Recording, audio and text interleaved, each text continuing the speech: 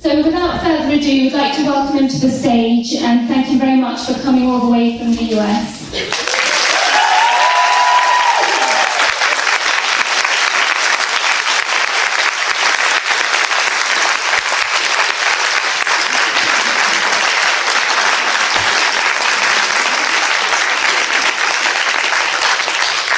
Warm welcome. You guys are a noisy bunch, aren't you? There's like thousands of people here. All right. So we're going to try to give an overview of the advances in nutritional science that dictate to us how we can live to be 100 years old and not have heart attacks, not have strokes, not get demented, and not get cancer. So we have a unique opportunity in human history to be able to utilize nutritional science and these advances with a better, happier, and more healthier life than ever before.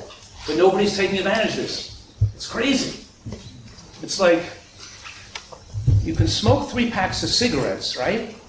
And we're going to look a day for 60 years. We're going to look for a magic pill to allow you to smoke and not get lung cancer. Is that going to happen? Of course not. It's not a fantasy. It's not a fairy tale. You have to not smoke if you want not to get lung cancer.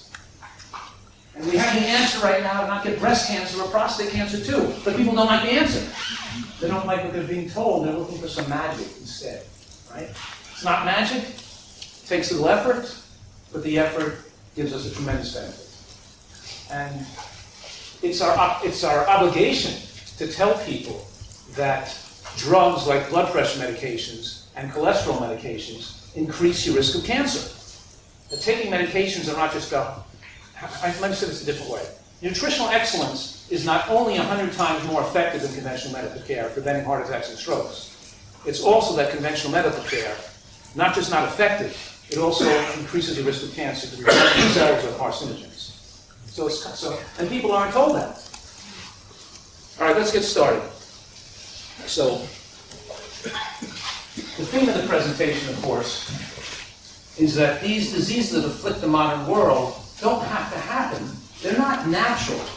They're not the inevitable consequence of aging. We didn't see these cancers occur in earlier times, in early human history.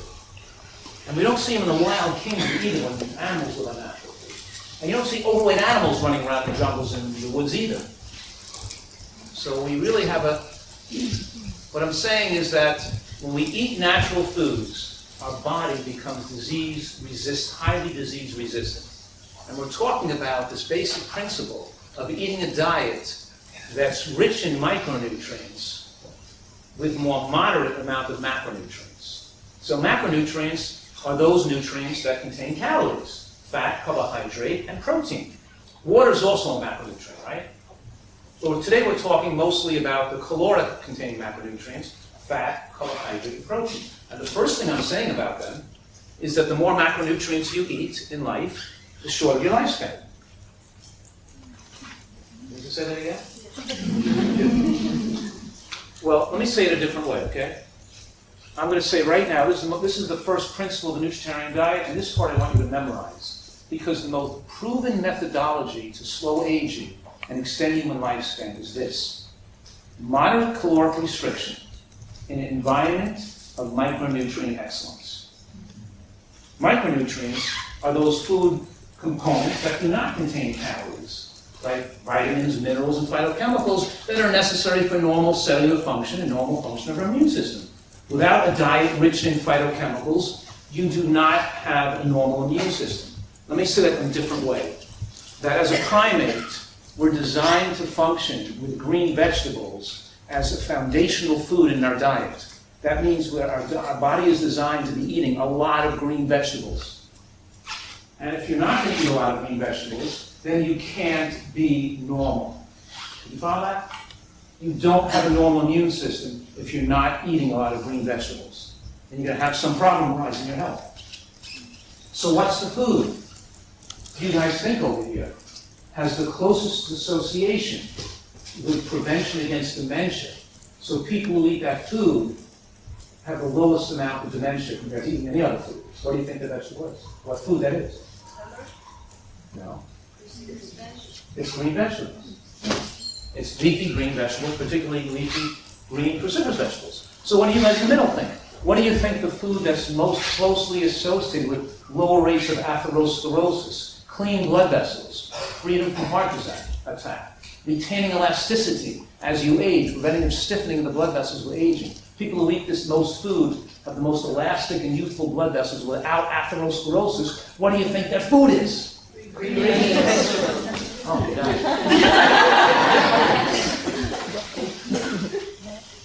What about the food that's most protective against cancer? What are the food you're going to eat that's going to be most protective against breast and prostate cancer? Sorry. What do you think it is? Right. And of course, the foods with the highest micronutrient density are green vegetables. Of course, we're a green vegetable-dependent animal. If you don't like green vegetables, you better live close to a good hospital. But in any case, I'm going to repeat what I said one more time, just to make sure you got it. Or I should ask you to repeat it, one of you to repeat it. The first principle of the Nutritarian diet is moderate caloric restriction in an environment of micronutrient excellence. Did you get that? Now here's the thing.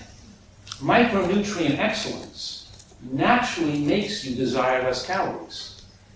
The reason people can't control their appetite and have to overeat because they're not focused on the nutritional quality of what they put in their mouth, and because they develop ubiquitously across the modern world micronutrient deficiencies and insufficiencies, they have unrelenting cravings to overeat calories. I'm going to talk about a little bit about that tonight. The science via which you're forced to consume more calories than your body needs when you don't meet your micronutrient needs. So I'm not only saying it's important to moderately undereat, I'm also saying the method in which you moderately undereat comfortably is by eating a diet with a high amount of high nutrient plant foods. You follow that? Because I'll just give you an example before we start the lecture, okay? Let's say I had a buffet at the front of the room, right? And you guys, this half of the room, was going to make a line up to the buffet and fill your place with food while scientists were going to measure what you were eating and weigh it and discern how many calories you consumed, and they're going to figure out how much calories you ate in that meal. Now, while you were waiting online, I gave you a tablespoon of olive oil, just to moderate your appetite a little bit as you're waiting online to get your food. And they would find that whether you had the olive oil or not, you would still consume the same amount of calories in the meal because the olive oil, because no fiber associated with it, and because it's absorbed into the bloodstream so rapidly, it won't lessen the appetite. It won't turn down the appetite. So now you would have eaten 120 calories more because you had a tablespoon of olive oil before you got to the buffet. You got that? Now you guys, of course, didn't get the olive oil. You got an apple to eat online on the way to the buffet. And the apple of 65 calories does have fiber and micronutrient and water content and occupies space in the stomach. And so you guys, the scientists, discerned, they figured out that you ate 65 calories less food on the average on a buffet because you had an apple while you were waiting in line. You following this so far? Now here's the thing though. What if I didn't give you the olive oil when you waited in line? What if I mixed the olive oil in with the food? I put the oil in the salad, in the rice, in the vegetable dish, the extra 120 calories. Now how many extra calories will you consume in that meal? What do you think? Take a guess. What? 200, that's right. How'd you know? Oh, whoever said that said the correct answer, because you would not only take in the extra 120 calories from the tablespoon of olive oil, but because the oil ratchets up the appetite, makes you want to eat more food, you would have consumed 80 calories more on the average from the food itself that's not oil in the meal. Did you follow that? Now what if instead of giving olive oil or an apple, or instead of almond oil or sesame oil, I gave sesame seeds or an almond or a walnut? What if I gave some nuts to eat? Or I mixed the nuts in with the meal, or I gave the nuts on them? Then what would happen? Well, because the fat calories from the nuts are digested in a 3 to 4 hour period, the calories only go to the bloodstream about 1 or 2 calories a minute, not 30 to 40 calories a minute. Follow that?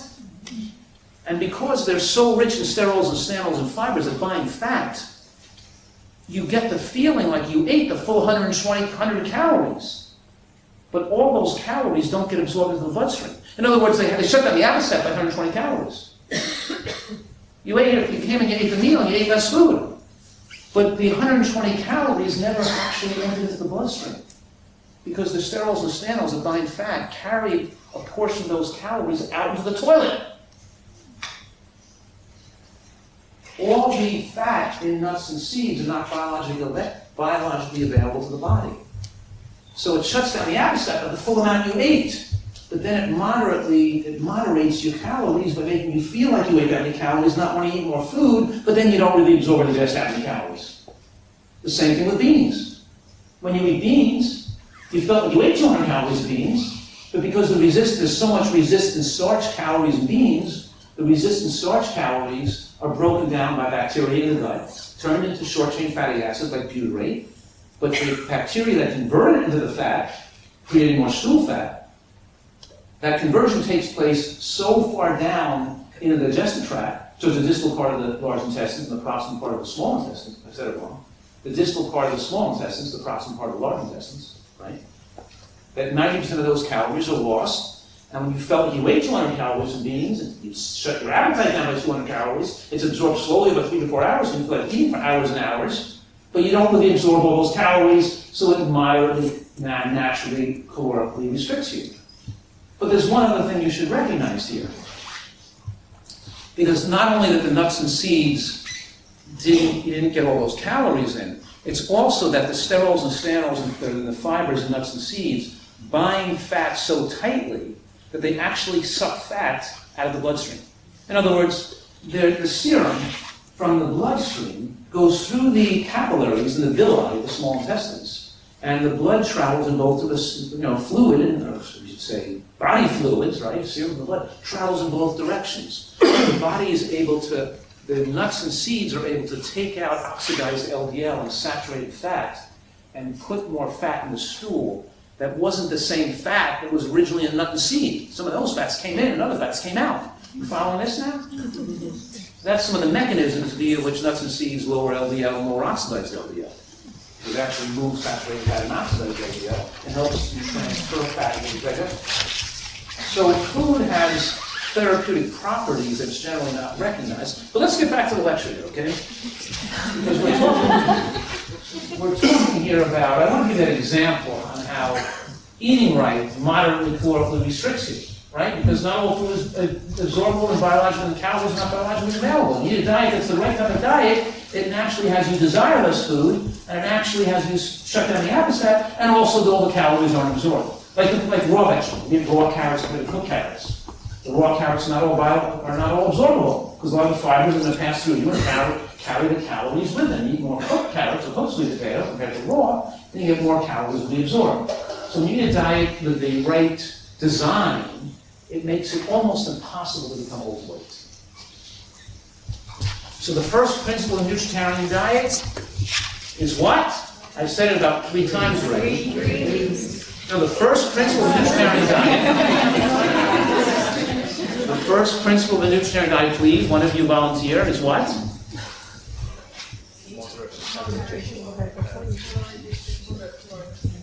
What was that?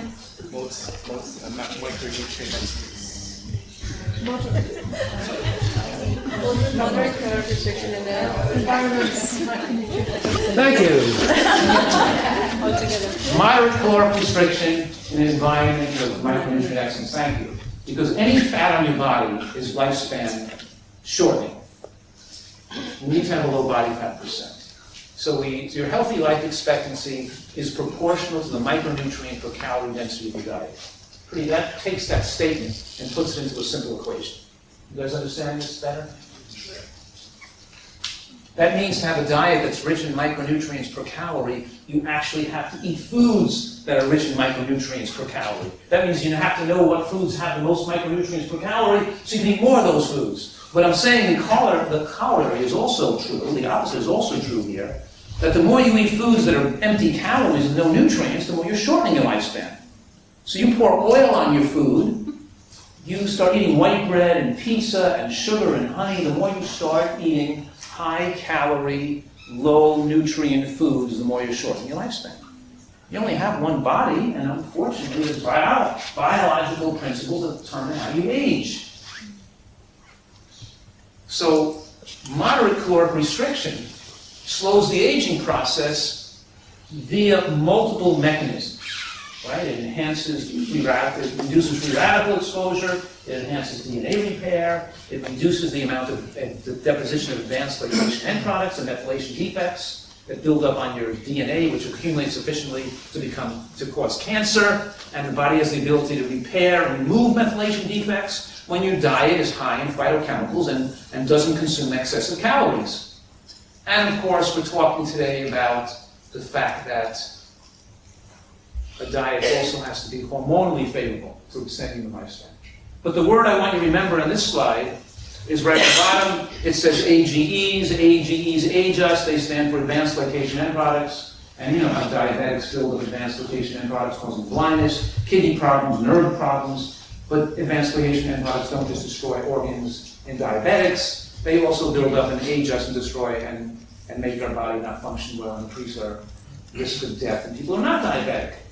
We glycate proteins and we age proteins when you overeat calories, and especially when you overeat processed carbohydrates and when you are overweight. Because when you're overweight, you become more insulin resistant. Because fat cells block the uptake of insulin. So the pancreas has to produce more insulin. So when I eat a mango, my body may have to only produce 1 unit of insulin, where the person who's overweight eats that same mango, they need to produce 5 units of insulin. Follow that? I mean, let's say I weigh 150 pounds, and my insulin needs for the whole day about 10 units a day. If I gained 140 to 160 pounds, now for the same diet, instead of requiring 10 units a day, I may require 20 units a day, almost 10 pounds overweight. If I'm 30 pounds overweight, I may require 50 extra units of insulin, just from being 25 pounds overweight. If I'm 70 pounds overweight, I might require 10 times as much insulin, more than 100 units a day, compared to the only 10 units I needed to when my body fat was less than 11 to 12%. You follow that? But fat cells don't just raise insulin. Insulin is an angiogenesis promoting hormone. The word angiogenesis means to promote the growth of new blood vessels. See, fat cells secrete angiogenesis promoters. They say, blood vessels grow into me so I can get more oxygen and more nutrients, so I can get bigger. Fat cells secrete hormones to promote their own growth. And the angiogenesis promoters secreted from fat cells increase risk of cancer because cancer cells are promoted by angiogenesis secrete hormones as well. And insulin is an angiogenesis promoting hormone. It's a fat storage hormone that accelerates fat growth and promotes angiogenesis.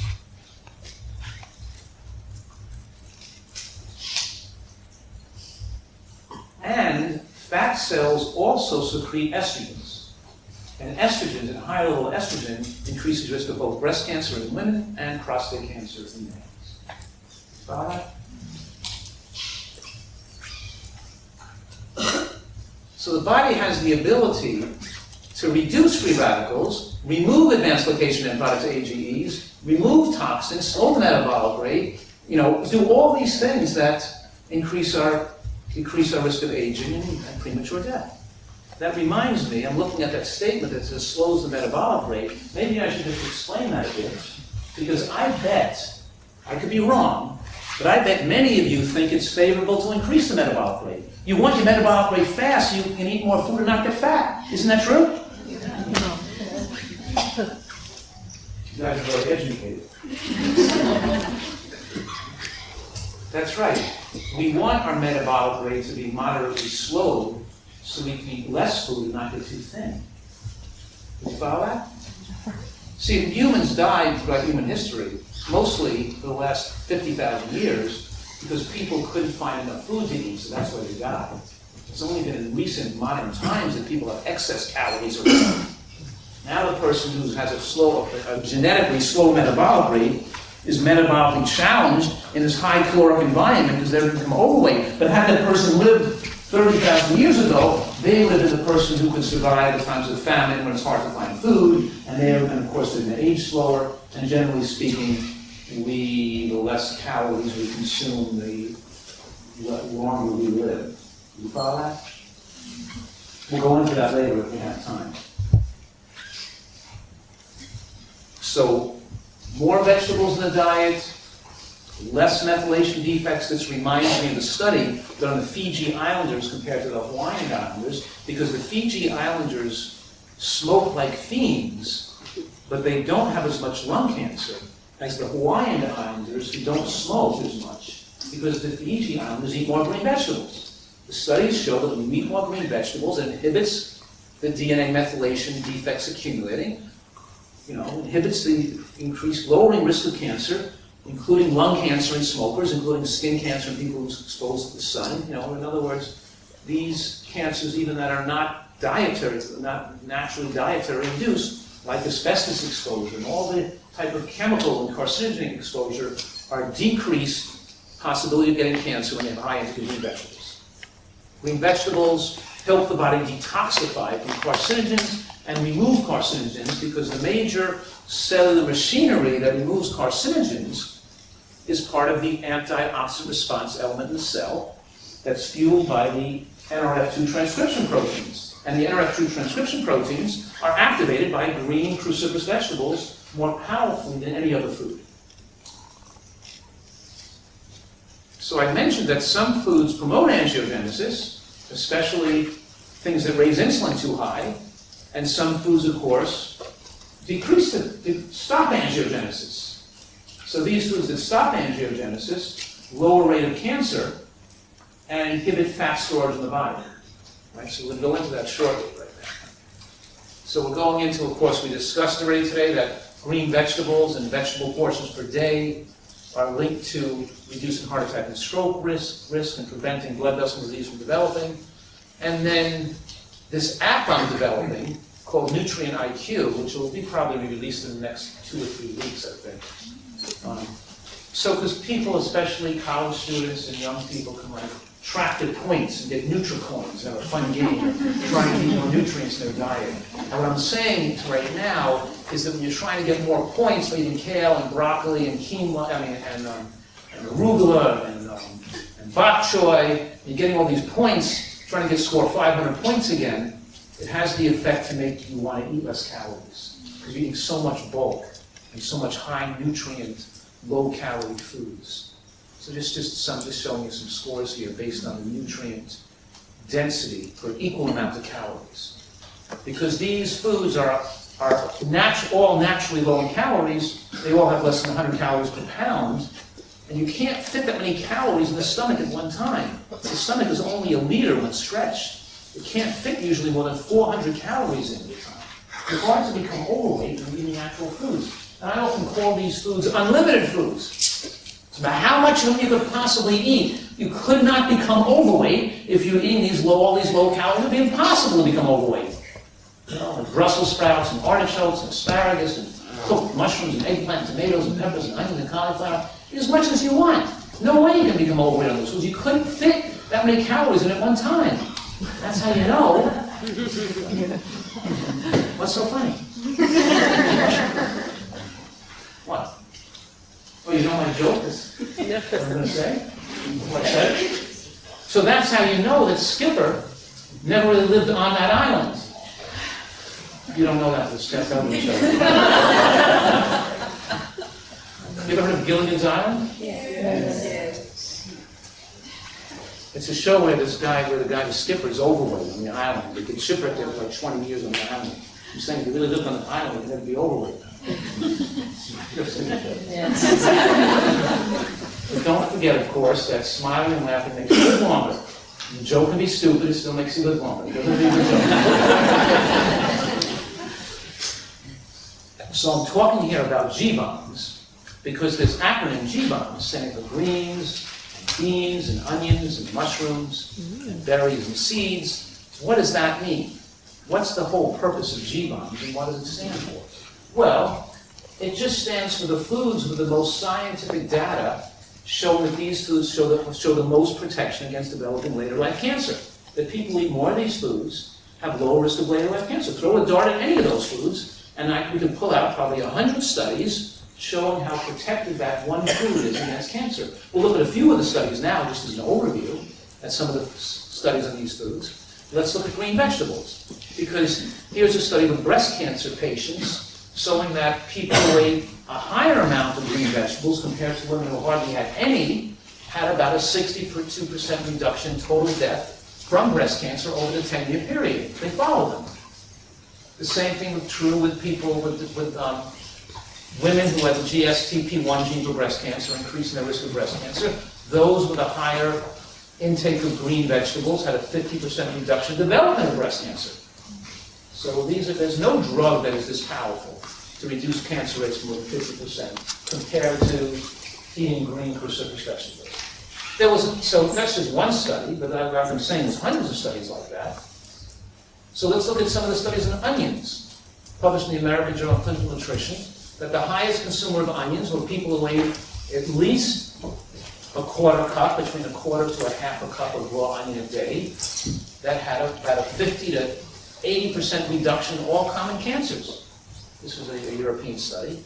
But in any case, we're seeing that onions have very powerful effects against cancer, and that's why over the last 15 years, I've tried to include more onion in my diet and the diet I recommend to people. But before that, I didn't know how protective scallions and leeks and onions were.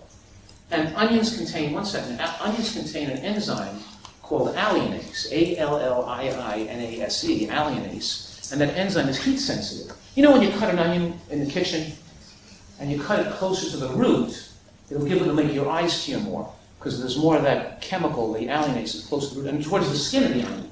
The outer portion of the onion has more of there's more anti-cancer effects in the onion near the root, near the outer skin. Don't just take the paper off, but don't throw away those inside. Don't be careless and waste some of the onion close to the skin, because there's more anti-cancer material there. But what I'm saying right now is that alliinase enzyme is heat sensitive. So I plopped that whole onion in the soup and cooked it, made it soft and mushy, and then blended it into the soup. It would lose some of the formation of the organosulfide compounds that have anti-cancer effects. I have to either eat that onion raw on the salad and chew it up well, so the alliinase enzyme forms the anti-cancer organosulfide compound to burn your eyes. It's forming those compounds as you're opening it up. But you want to do that, you don't want to heat it and then do that. You want to make sure it's still there. But how I put the onion into the soup and still get the benefit of the anti-cancer benefits of the onion is I have to blend the raw onion in the blender. So it forms all the compounds first, and then pour it into the soup when it's blended, because now the heating of the soup won't destroy the organosulfide compounds. It will just inhibit their formation if I put it in the soup before I chopped it. Did you follow that? The same thing is true with the myrosinase enzyme in green vegetables, the green cruciferous enzyme. The green cruciferous vegetables like broccoli and broccoli rabe and watercress and arugula and Brussels sprouts and mustard greens and turnip greens and kale, they have that myrosinase in a compartment, in a little package in the cell wall, that when you're chewing and you release that packet, it mixes with the glycinolate in the center of the vegetable, forming the ITCs, the isothiocyanates, in your mouth as you're chewing. So that's the word I want you to memorize, ITC, isothiocyanates, because the isothiocyanates, or ITCs in green vegetables, is the most powerful anti-cancer substance in the diet, in the green cruciferous vegetables. You should be aware of the most powerful anti-cancer ingredient in your diet, and that's the green cruciferous vegetables. Am I tiring you guys out?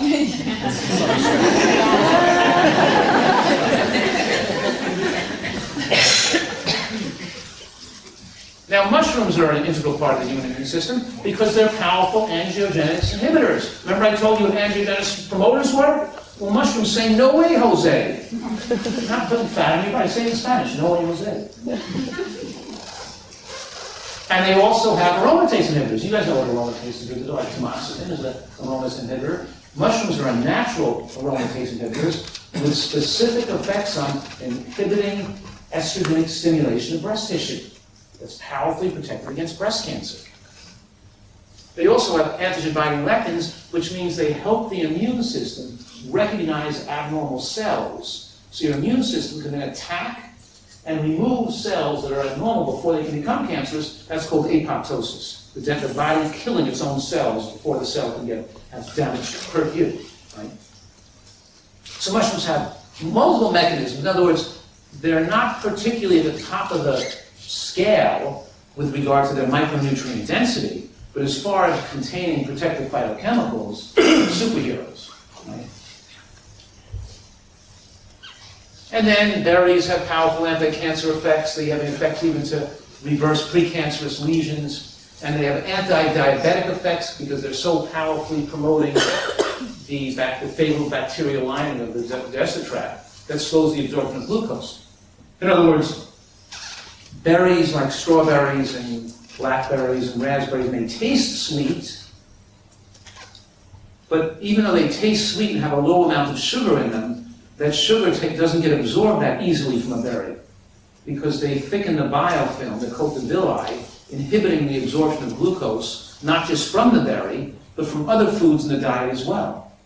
The foods with the most ability to thicken the biofilm are beans, because beans have the most resistant starch. And I already told you earlier today that resistant starch is not degradable by enzymes. It has to be broken down by bacteria in the gut, and it's a powerful prebiotic that excites and promotes the growth of healthy bacteria that adhere to the lining of the villi, they live there permanently when you're a regular eater of beans. That's why a person who eats beans every day all the time doesn't get a lot of gas from eating beans. They hardly get any gas in them, they don't get any gas from eating beans. Whereas a person who eats beans once in a while gets bloating and gassy from eating beans because they haven't built up all the beneficial bacteria and they haven't thickened the biofilm with those bacteria because you're not a regular consumer of beans. And what I'm saying to you right now is the thickened biofilm with the type of bacteria that live there because you're a regular consumer of beans will now lower the glycemic effect of any food you eat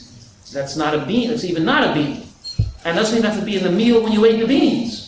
And scientists call that the second meal effect. And what they mean by the second meal effect is whatever you eat the next morning or the next day, because you're a regular bean eater, the glycemic effect of that food is reduced because your biofilm has been made more favorable because you regularly consume beans. Did you follow that?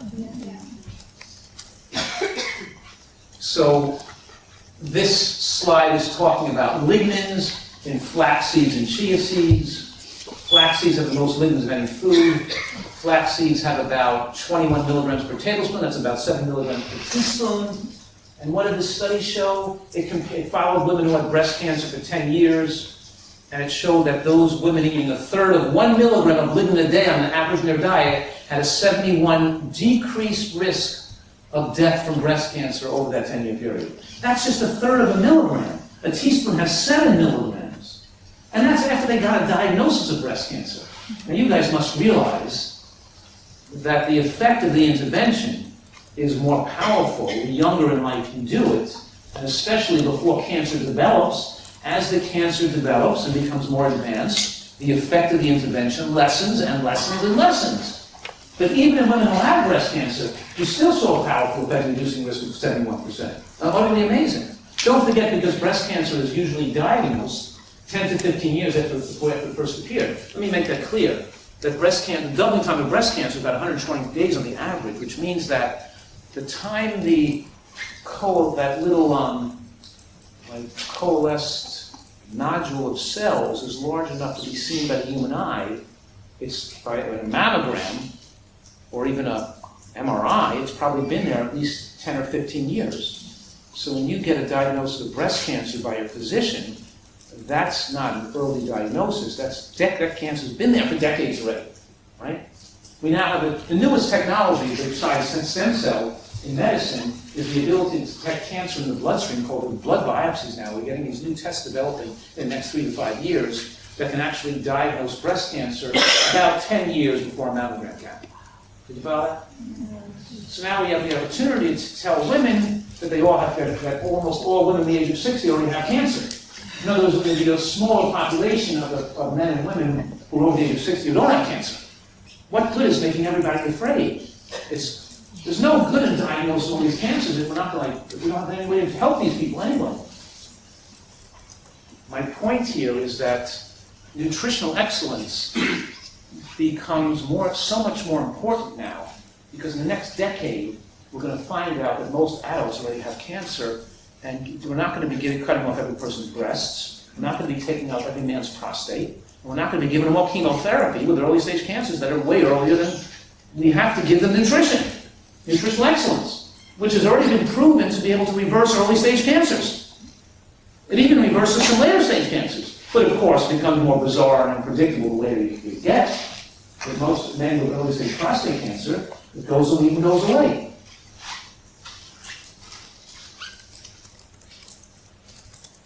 So now the second principle of the vegetarian diet is your diet has to be hormonally favorable.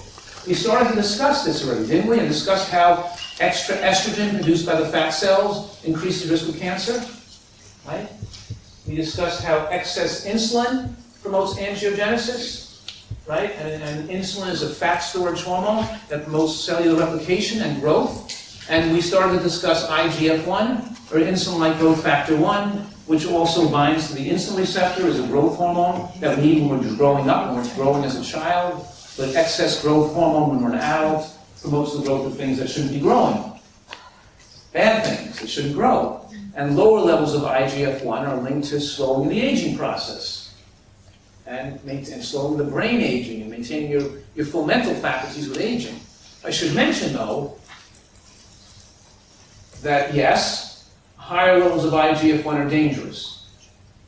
But also, levels of IGF-1 that are too low can be dangerous too. You know, we need some insulin, we need some estrogen, but the problem is, in the modern world, the vast majority of people have way too much of this stuff in them. Their diet is causing way too many hormones. Now, the thing you have to know here is, of course, is that sugar predominantly raises insulin, and animal protein is the nutrient that predominantly raises IGF-1, or insulin growth factor 1. Sugar can raise IGF-1, and protein can raise insulin, but sugar is stronger raising insulin, and protein is stronger raising IGF-1. Now, the word glycemic load refers to how fast the glucose enters the bloodstream. So it could be the same 200 calories of glucose, but if it came in 10 minutes, that's a higher glycemic load. If it was a bean, and it came in over a 3 or 4 hour period, the same 200 calories of glucose, that's called a low glycemic carbohydrate. Did you follow that? Because it enters the bloodstream so slowly, the pancreas doesn't have to produce much insulin to take it out of the bloodstream. When you eat a food that's a high glycemic load and it floods the bloodstream very rapidly, then the pancreas is forced to produce a huge amount of insulin, and that insulin stays circulating for hours, much longer than the glucose stays circulating. The danger is the high insulin circulating a long time, more than the high glucose circulating a long time. That's why type 1 diabetics die so young, because doctors allow them to eat foods that are so glycemically unfavorable, and they cover that with excessive amounts of insulin. They don't say to them, I'm only going to allow you to have 20 units of insulin a day. You're only going to get 10 units of long-acting and 3 units of short-acting with each meal. And now you have to figure out a diet that's going to keep your sugars low without using more than that much insulin. You follow what I just said? If the type 1 diabetic was forced to keep their sugars favorable while they maintained their insulin within the biological range of normal people, they'd be able to live to be 100 years old. But now we kill off the type 1 diabetics because the diabetologists and endocrinologists allow them to do anything they want and just cover it with insulin. As if the sugar being high is the only bad part, not the insulin being high too. You follow what I said? So glycemic load increases risk of heart disease and cancer and gallbladder disease and dementia. And high glycemic load foods are things that are generally white, like white flour and white potato, and chocolate cake is white, it's just as a fake tan with chocolate cake. I always say, the whiter the bread, the sooner you're dead. You can't trust things that are too white. Cocaine, cigarettes, right, all this. And moderate glycemic load foods like sweet potato and oats and wheat and mangoes and tropical fruits and corn. I don't recommend brown rice anymore in the United States at all. I don't recommend people any brown rice in their diet because the brown rice is contaminated with arsenic, because the hull of the rice, the kernel of the rice, Because white rice is not contaminated with arsenic, it's the brown rice, because the hull of the kernel sucks up arsenic like a sponge and attracts arsenic more than any other food does. And we fertilize our rice patties with chicken manure, and they have fed the arsenic to chicken, and there's also, flame retardant chemicals in there, and it's hard to get rice that's not contaminated. Brown rice is more contaminated than white rice. And white rice is, of course, very glycemic. So I don't really recommend rice, but other people eat quinoa and other grains that are not rice-based. And of course, the lower glycemic foods like apples and citrus fruits and beans and non-tropical fruits and squashes and root vegetables are really astonishingly low glycemic. So how do you turn a moderate glycemic load food into a low glycemic load food? Right, you eat beans. You got it. There are actually 4 foods that have the most powerful effect at lowering the glycemic effect of your diet because they fit in the microbiome. Now, beans do, and that is the 2 cooked foods are beans and mushrooms. We recommend mushrooms cooked, not raw, because even cooking them for a minute blows off the agarotine, which is a mild carcinogen in the raw mushrooms. Even a minute of cooking blows off the agarotine. And the 2 foods raw, which you probably got this already. The 2 raw foods that are best for sticking in the microbiome are raw onion and raw cruciferous green vegetables, right? And we talked about the onions, raw onion mostly raw. If you are going to cook it, chop it well, blend it before it gets cooked. If I'm making that anti-cancer soup, I'm taking the mustard greens, the collards, the kale, I'm putting it in my blender, I'm ladling just a little liquid in there, I'm blending it up while it's raw, and then I'm going to pour it as my soup. Right? And then I'm going to take my leek and my scallion and my onion and put it in the blender with just a little liquid there, not too much liquid, you don't want to leak the chemical reaction. It's like a chemistry set, and making the anti-cancer nutrients. I'm going to blend my onions in there, and I'm going to turn the blender on, make a stink in the kitchen, and pour that into the soup too. And then I'm going to clean the blender and put it away. The mushrooms I can chop up, and the parsnips and carrots I can chop up in little chunks and pieces, and the beans don't have to be blended, but the onion and the green vegetables are blended because they contain heat-sensitive enzymes, right? And then we're also trying to eat a salad every day. My other mantra is the salad is the main dish. I want you to do a big salad at least once a day and put the raw onion and the raw cruciferous on a salad and try to chew it really well to get those chemicals formed in the mouth. Because the chemicals formed in the mouth when you're eating green vegetables and onions also raises the production of nitric oxide in the body too, which helps your blood vessels and helps lower your blood pressure, has other beneficial effects on longevity. You want to eat some raw food and you want to chew that food. So the glycemic effect I'm demonstrating in this slide now, that if we put carbohydrates on a hierarchical scale of quality, we see the beans are at the top. Because they have the most micronutrients, they have the most fiber, they have the most resistant starch, and they have the most inositol pentachous phosphate, which doesn't allow cancers to grow. And no inositol pentachous phosphate is powerfully anti-cancer because it's 26 letters long.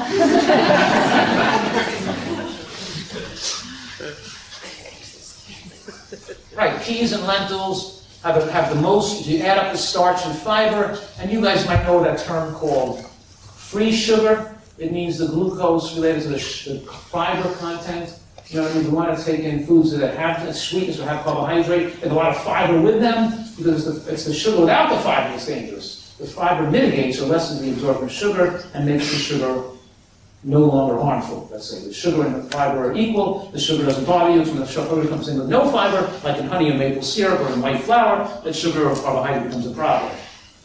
So we're saying here that beans are very powerfully shown in scientific studies to powerfully protect against cancer. In the Nurses' Health Study done in Boston, they found that women who ate beans 3 or more times a week had a 36% lower risk of developing breast cancer compared to women who didn't eat beans. And beans were the food with the most powerful association with lower rate of breast cancer. Why did that study show that beans were the most powerful preventing breast cancer, not green vegetables? Why, if I'm saying that green vegetables are even more powerful preventing breast cancer than beans are, how can that study show beans were more powerful? Because in Boston, women weren't eating enough green vegetables to have that effect, but they did eat beans. They just they couldn't find enough women who were eating large amounts of green vegetables.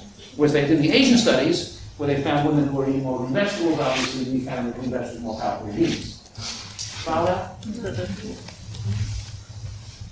So IGF-1, we're talking about these hormonally sensitive issues, that IGF-1, lower levels extends lifespan as long as it doesn't get too low. In the average American, blood level for IGF-1 runs around 250. I presume it's around the same thing here, between 200 and 275 is usually an average IGF-1 level. Marathon runners are average around 175, vegans average around 150. Ideally, you want your IGF-1 to average between like 110 and 160, the normal range. If we look at the elderly, some people, as they get older, they lose the ability to digest protein efficiently, and their IGF-1 could drop too low. And that also could be a risk factor for increasing the risk of death from dropping too low. You see, where a nutritarian diet shines, and I'm calling the diet style I recommended with a full portfolio of anti-cancer foods, a nutritarian diet, because it's rich in nutrients, it's also relatively rich in plant protein, because it contains hemp seeds and green vegetables and beans, and because it's seeds and beans and nuts and greens, it's a relatively high protein plant-based diet. So it's safe for a toddler or an elderly person, because they're still getting a good amount of protein and fat. Whereas a lot of these high carbohydrate, low-fat vegan diets promoted by some popular vegan gurus are not favorable for toddlers and the elderly, because it could be dangerous for a toddler, not for lack of growth and lack of fat and protein, and also not lifespan favorable to the elderly, as their ability to digest protein goes down at the age of 75. Did you follow that now? What I'm saying? I mean, those low-fat vegan diets are also dangerous for other reasons as well, because a lot of these low-fat vegan gurus aren't recommending people supplement with EPA and DHA.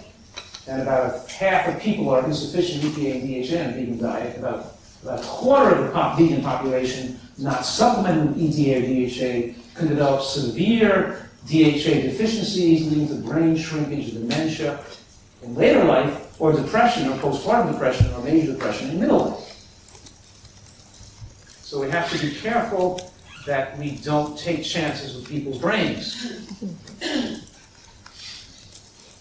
So we're talking about IGF-1, and we're talking here about animal products because their high protein concentration raise IGF-1. Dairy products particularly high, especially milk over cheese. Milk is worse than cheese at raising IGF-1. Yogurt and cheese aren't as bad as just drinking milk out of a bottle. And, of course, plant protein, plant produce. Even when a high-protein plant food like hemp seeds or black beans or edamame, which are high in protein, why doesn't the protein in plant foods raise IGF-1 like the protein from animal products did? What? Fiber? Fiber? Not really. Because it's not the same it's not from mammals, I guess. It's not from animals, yeah, but I want more specific information. That's not enough.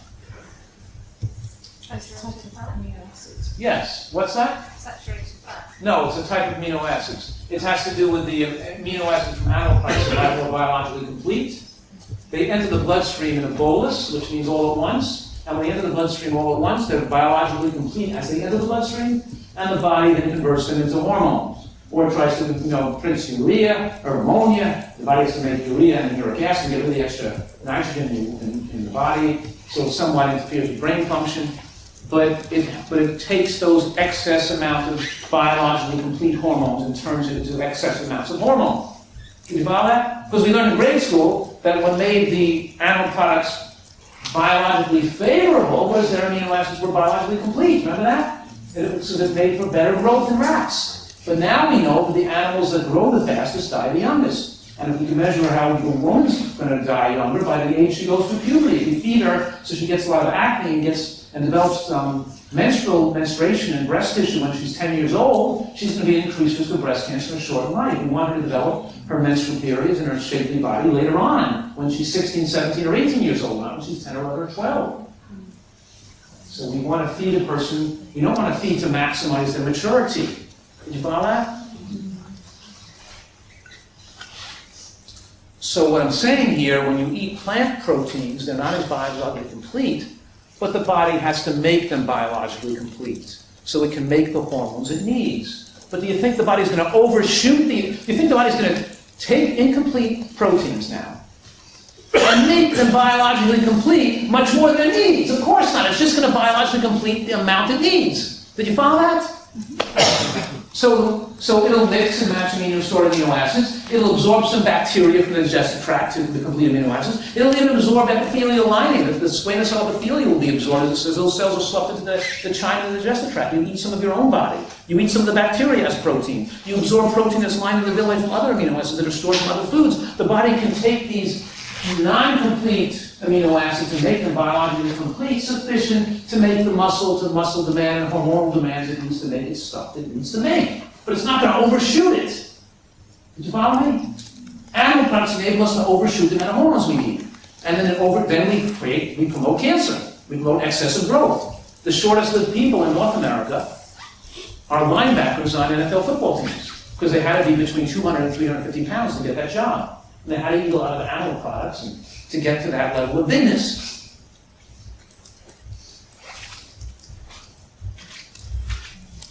So here's a review of 17 prospective studies on breast cancer and IGF-1. There's no controversy. I think that all nutritional scientists worldwide recognize that high and right levels of IGF-1 link to breast cancer. So if you just want to check your IGF-1 level, you can tell your risk of breast cancer. And there's no controversy. No studies that ever showed that it was not true. Yes? Dr. Joel, what were you saying is the ideal IGF-1 level? You mentioned in the US it's 250 and that vegans are 150, but where would you pitch an ideal level? Probably between like 90 and 160, something like that, All right, thank you. 90, 170, somewhere in that range. Certainly want to be below 175. So here's a study following 43,000 women for more than 15 years. And they rated how much animal protein the woman was eating. If she was on a vegan diet, they gave her a 1. If she was like an Atkins high paleo diet, they gave her a 20. And every woman got scored on a 1 to 20 score based on how many animal products they were eating. But here's the thing, is why do I give more credence to one study or certain studies and not other studies that may show that it's okay to eat eggs? How do I know that study is good or bad? Because I can give you a Twinkie diet. You know what Twinkies are? Or a cookie. Just give you nothing but Twinkies. But you'll get sick of eating Twinkies. You're like, after a while, you can't eat them anymore. And you probably start taking less calories, and you'll actually lose a little weight, your listeners will go down. But the only problem with the Twinkie diet is you die 20 years before you were supposed to. You did lose weight, but temporarily over the short term, it looked good on the Twinkie diet. What I'm saying to you right now is in order to give a study more credence, we have to look at a study that looks at hard endpoints, like death.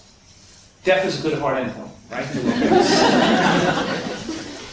Or cancer, or heart attack rates. Those are hard endpoints. You give a study more credence, and you give a study more credence that has thousands of people in it, and you give a study more credence that goes on for decades looking at hard endpoints. You follow me?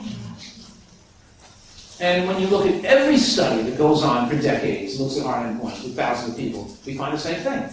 More animal products, more death. More cardiovascular death, and more cancer death. This study showed an increase in cardiovascular death of 5% increased death for every 2 points of increased animal product consumption from 1 to 20. About a 60% increased risk of cardiovascular death, people with a score over 16 compared to a score below 10.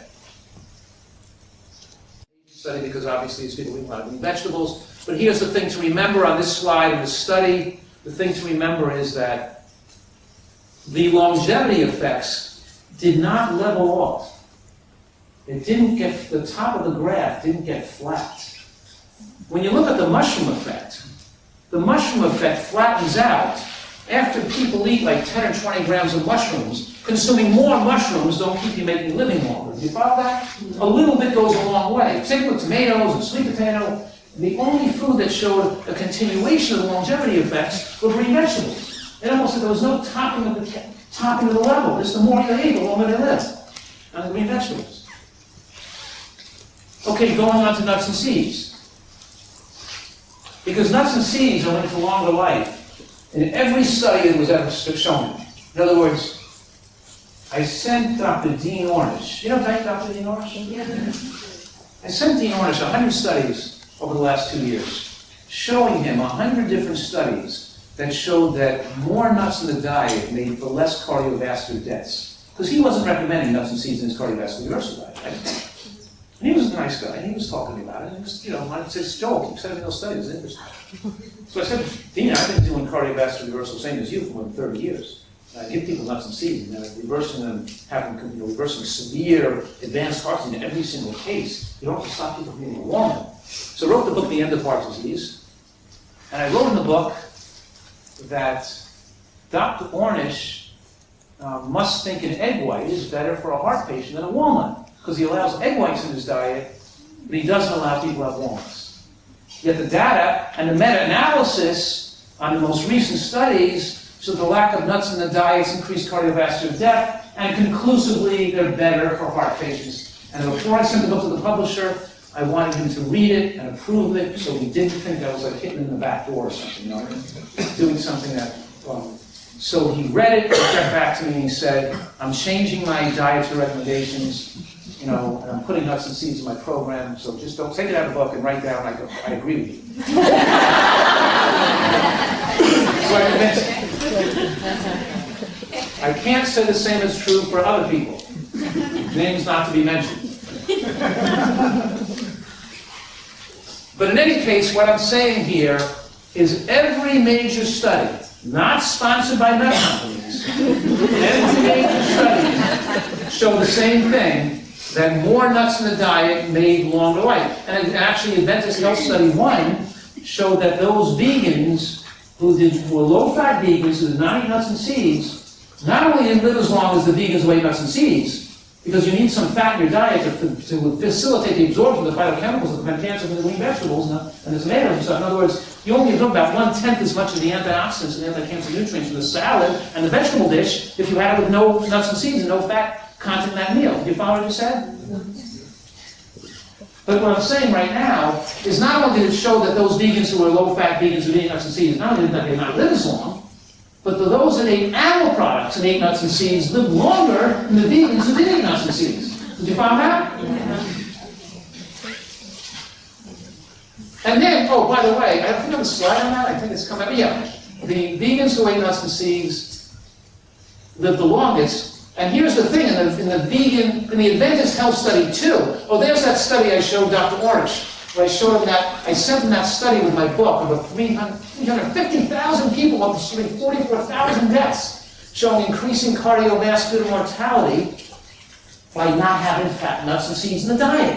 How, you know what I mean? So that one study is enough to be convincing that large numbers of people, many years, hard endpoints, right on nuts and seeds. But in any case, and it showed a 40% decreased cardiovascular mortality from people eating nuts and seeds in the diet. You still have these people telling people not to eat nuts and seeds, right? Because their egos, or their personalities, whatever it is, they can't change their views, so they tell people fast.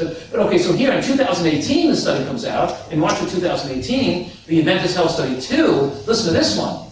It shows that people, Seventh-day Adventists, who are the most longest-lived Americans, within Loma, California, they generated 10 years longer than any of the most other Americans, and other Caucasian Californians, that those Seventh-day Adventists who ate meat had a higher amount of meat consumption, had a 60% increased mortality, increased death rate, and those with the highest intake of nuts and seed had a 40% lower death rate and lower cardiovascular mortality compared to those with the lowest intake of nuts and seeds. So they showed a difference of 40% in cardiovascular mortality among Seventh-day Adventists who mostly don't eat much animal products, who mostly are plant-based. Do you follow this? That's a tremendous number, 40% increased cardiovascular mortality, low intake of nuts and seeds compared to higher intake.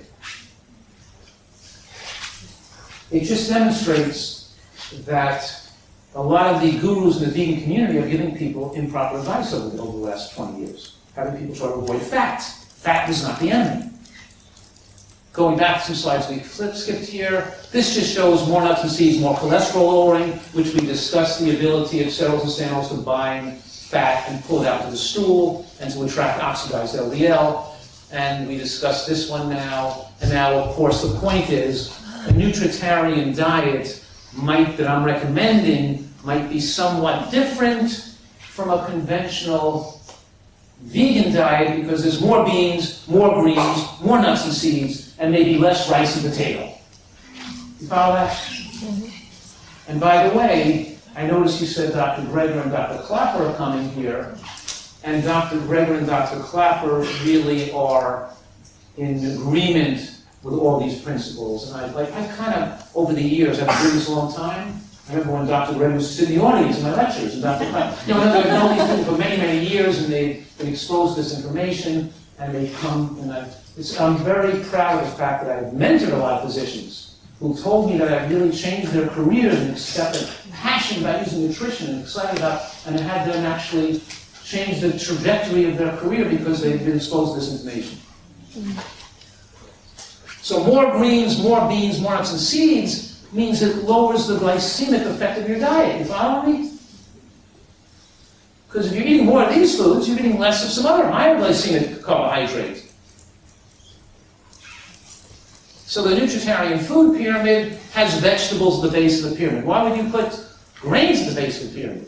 If you put vegetables, shouldn't you put the healthiest food at the base of the pyramid? So here's the thing. Wouldn't you agree that a dietary portfolio containing more healthy foods is healthier than a dietary portfolio with less healthy foods?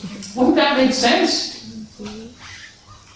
That just eating rice or white potato with all in green vegetables and onions and flax seeds or whatever, is not going to be as healthy as one that's richer in more anti-cancer, more high-nutrient food. So a nutritarian eats a variety of high-nutrient plants, tries to reduce or remove those empty-calorie foods like sugar, sweetener, white flours, and processed foods and fast foods. Now, you know how you make a diet really cause cancer? You mix together foods that raise insulin with, at the same meal, foods that raise IGF-1. You put together a high glycemic carbohydrate with a slab of animal protein, like spaghetti and meatballs, or pizza, or fish and chips, or something, or ham and cheese, and you put together a sandwich with white bread and some meat in the middle, right? I always say that diet's been designed by ISIS.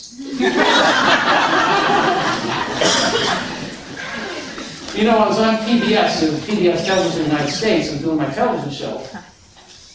And I sit on there, I showed the food pyramid in the United States, and shows 60% of processed foods, and 35% of animal products, and like 5% natural plants, and I say, that diet's designed by Al-Qaeda, this is years ago, so they cut it out. I don't know why they cut it out, why did they say that? But they cut it and made it to me sound so stupid, they dubbed in my voice, and it says on television, that diet's been designed by Darth Vader. It's not even funny. I'm so embarrassed. That's not my joke!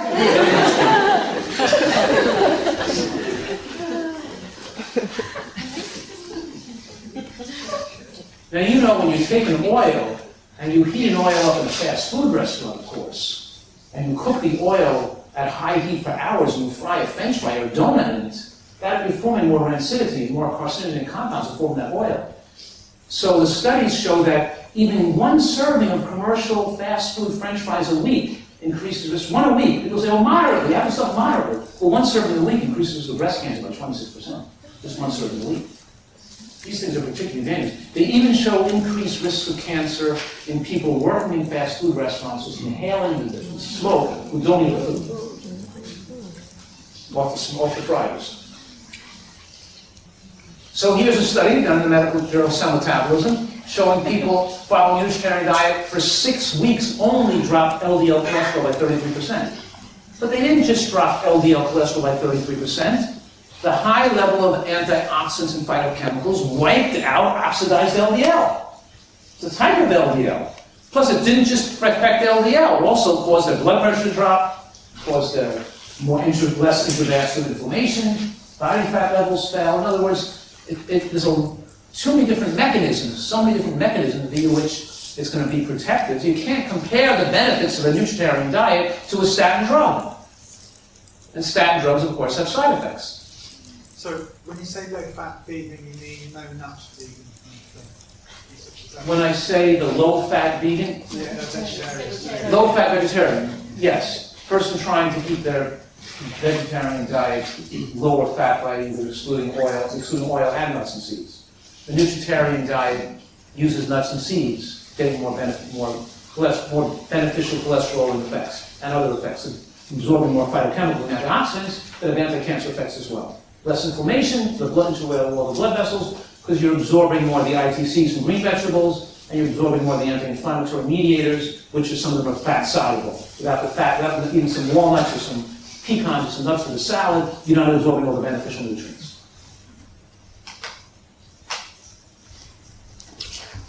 Here's a study on 443 people following a vegetarian diet, lowering their systolic blood pressure on average 26 points in 6 months.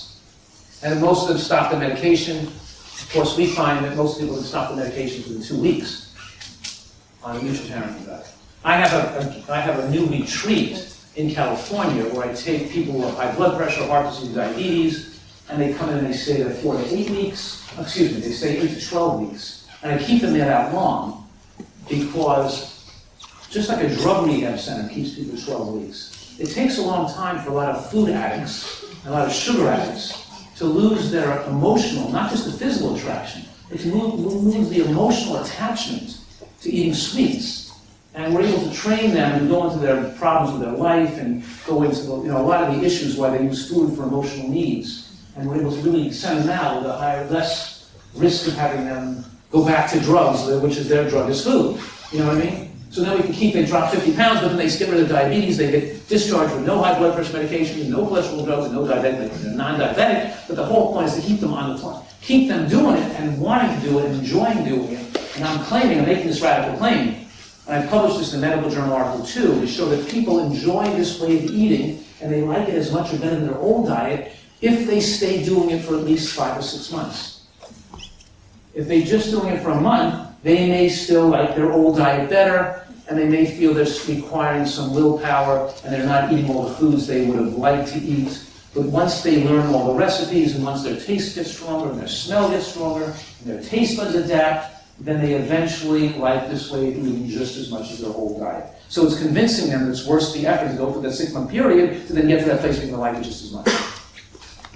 For what? 20 years of life with no medications, without having a chest trouble, without being in a nursing home, with a stroke, without getting cancer. The benefits are huge here. It's worth a little bit changing the way you want to eat for a short period of time.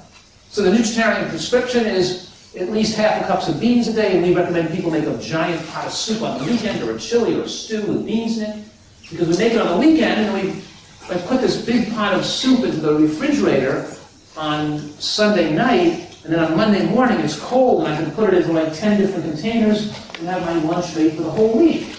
I have a bowl of soup, a big salad with a dressing I made on the weekend too, and then I have a piece of fruit for dessert, and I have my lunches made for the entire week, because it's all made on Sunday when I make a big pot of soup. And I'm usually at least 3 fresh fruits a day, and at least 1.5 ounces of raw nuts and seeds a day, at least 1 large salad a day, some steamed or wok greens every day too, and some mushrooms or onions every day as well. These are this is the prescription essentially. Right? And I'm running a study on this. I'm on the faculty of the Health Science Division at Northern Arizona University in Flagstaff, Arizona, where we have 2,500 women enrolled in the study. We're following this prescription every day to prevent breast cancer. Our goal is to get 10,000 women enrolled. But right now we have 2,500 enrolled. You guys can enroll because we have to, in the United States to do the study. So giving this lecture there, I'm saying women want to join the study, they can join the study, and wherever you live, you can join the study, just got to pledge to meet this way. And we'll track you over 20 years. So what I'm saying here is that it's not just living longer, it's you have your full mental and physical faculties intact. You can enjoy your life as you age. I mean, what happens is people get older, they call it the golden years. They're not that golden. Right? Their memory is gone. They live in a nursing home. They can't do the things they did when they were younger. They can't do sports. They can't be active. They lose their enjoyment of life, and they get depressed. Let me say this clearly. The studies show that the consumption of fast food and commercial baked goods like bread and croissant and pizza doubles the risk of developing depression. 51% increased risk of developing depression compared to women or to men, both sexes, who don't eat those white flour products. Let me say that one more time. Repeat that again. The study looked at commercial baked goods made of white flour or fast food consumption and found that 2 servings a week, just 2 servings a week of white flour or fast food, had an increased risk of developing depression by 51%. Got that now? Okay, now, the people who don't get depressed eating fast food and commercial baked goods more than 2 times a week, or 5 or 6 or 10 times a week, well, those people, just because they're not getting depressed, doesn't mean it's not making them more moody and more dysthymic and less happy. You follow that? Just because you don't get depressed doesn't mean it's not making you more negative. And dysthymic syndrome, it's called, where like half depressed or a quarter depressed, is like the majority of people that are, they're just not.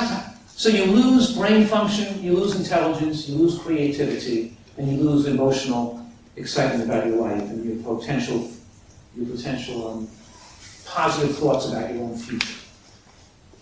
And of course, you're like you're going to doctor, you have to go to the doctors all the time, being on drugs, being on medications, you have side effects, and very often you're taking multiple drugs, and the doctor's seeing you each time they see you, you're getting sicker and sicker, and they're giving you more drugs and more drugs. What I'm saying here is that a vegetarian diet doesn't just make you live longer, it makes you feel free and less fear of disease and more happy and more excited about life and what you can do with your life, what you can accomplish as you get older too. It gives you a whole different outlook on life. It's worth it. Let's look at some cases now. Here's Tom, faced with a foot amputation, diabetic foot infections. His podiatrist was going to amputate his foot, front of his foot. And Tom started crying in the doctor's office.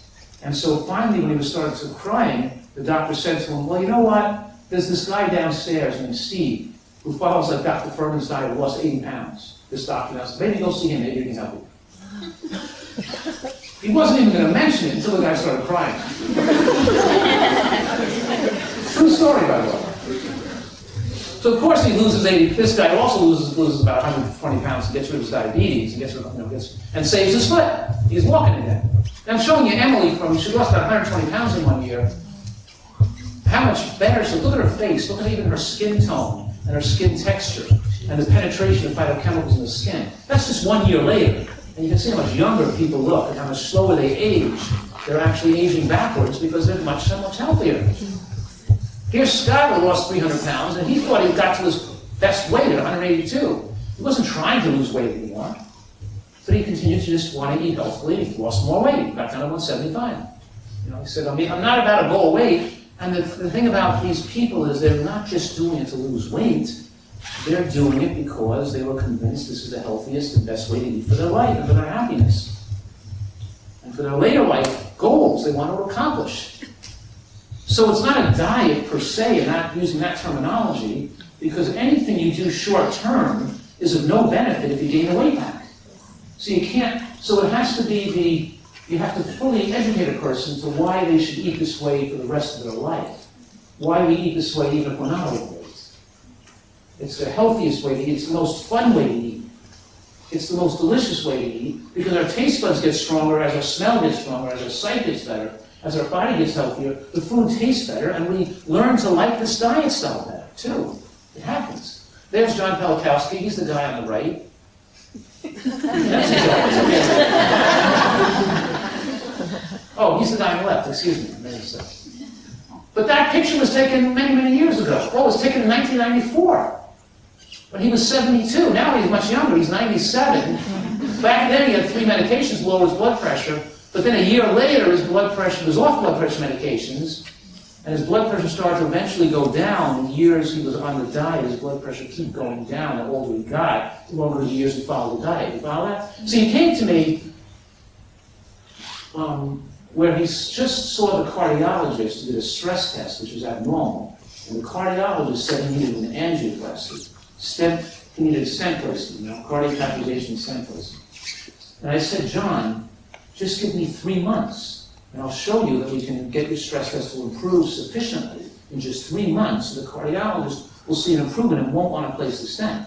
And in those days, I didn't even tell them that I didn't tell them that stents don't extend lifespan, they don't prevent future heart attack failures, they don't prevent future low risk of heart attack in your future. They treat the area of the heart with the most oldest calcified plaque that's obstructed. It's not the juvenile or vulnerable plaque, it's the risk of heart disease. They don't lower your risk of heart disease. Now you're putting on a clot-busting drug the rest of your life, increasing your risk of having a hemorrhagic stroke, So stents increase your risk of death, unless it's done in an emergency situation, of course. But in any case, I didn't even tell them that. I just said, let's not do the stent because I can get you well without it. So here he is, what, 20 years later? 72, 82, 92, 25 years later, right? He's 25 years later in better shape, better shape, chopping wood, working in his backyard, He's old. You're going to get these people to die. Some of these patients are so old.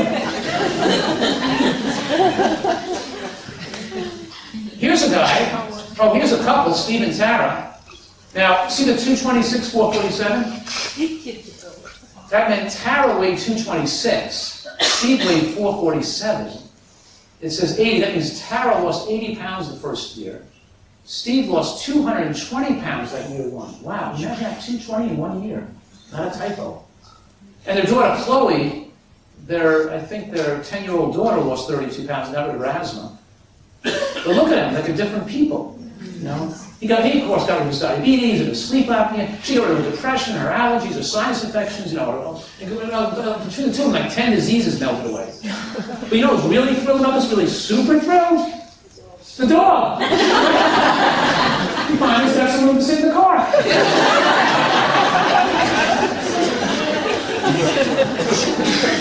How do you know that?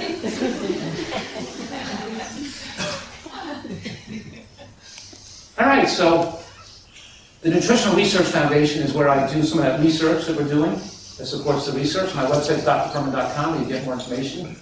And I have some books, and my book, The End of Dieting, is the book that goes into the most about food addiction and emotional overeating for people who are on and off diets, have trouble with dietary recidivism. And of course, The End of Heart Disease, The End of Diabetes, designed for those conditions, and my Eat to Live cookbook, based on my most famous book called Eat to Live, and Superimmunity touches more about the G-bombs and about the anti-cancer effects, but just thought I'd show you some of the books.